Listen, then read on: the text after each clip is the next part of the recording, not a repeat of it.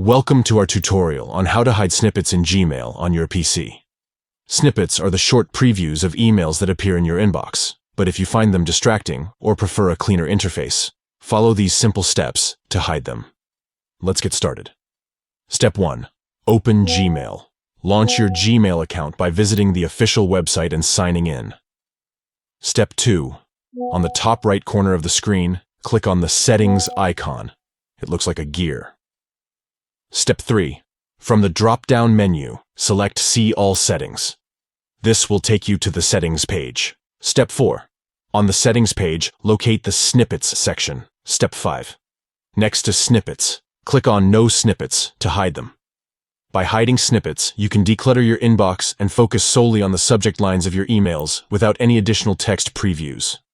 Thank you for watching our tutorial. Don't forget to subscribe to our channel for more helpful tips and tricks to optimize your Gmail experience.